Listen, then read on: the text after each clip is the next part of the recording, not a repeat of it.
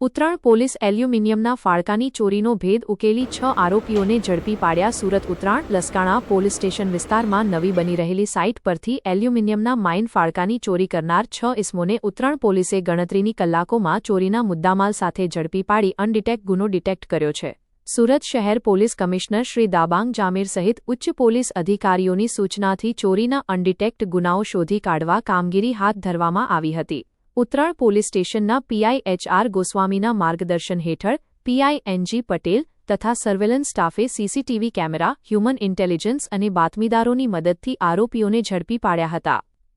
ઝડપાયેલા આરોપીઓ વિજય શંકર મિતઈ પ્રજાપતિ, ઉંમર 37 વર્ષ, અંકિત ભાગીરથી સરોજ, ઉંમર 23 વર્ષ, ઓમ પ્રકાશ હરિલાલ પ્રજાપતિ, ઉંમર 20 વર્ષ, રવિ અમરસિંહ પ્રજાપતિ, ઉંમર 19 વર્ષ, રાજેશ કિશનલાલ ગુર્જર, ઉંમર 25 વર્ષ, દેવેન્દ્ર લાદુલાલ બાફના, ઉંમર 48 વર્ષ. પોલીસ તપાસમાં સામે આવ્યું કે આરોપીઓ પૈકી એક આરોપી નવી બની રહેલી સાઇટ પર પાલખ બાંધવાની મજૂરીનું કામ કરતો હતો.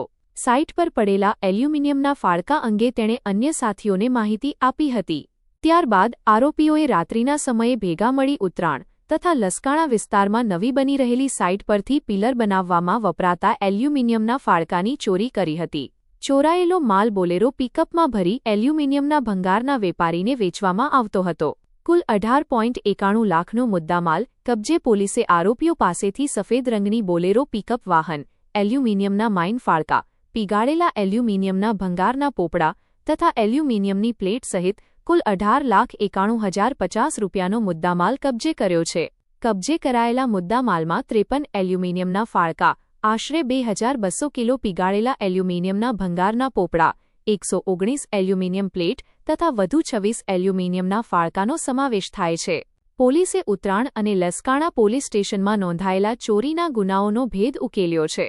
આ કામગીરી PI H R. Goswami, PI N G. Patel, PSI R D. Dhagal તથા કિરણસિંહ ગંભીરસિંહ, સમીરભાઈ ભીમજીભાઈ, અર્જુનસિંહ ચંદ્રસિંહ, રાકેશભાઈ શાલીગ્રામભાઈ, પંકજભાઈ હંસરાજભાઈ પોલીસ નાઓ આરોપી પકડી પાડી પ્રશંસનીય કામગીરી સ્ટાફ દ્વારા કરવામાં આવી હતી. HX24 ન્યૂઝ ગુજરાતી સાથે દિનેશભાઈ ઠાકોર સાથે જયભાઈ બગિયા, સુરત.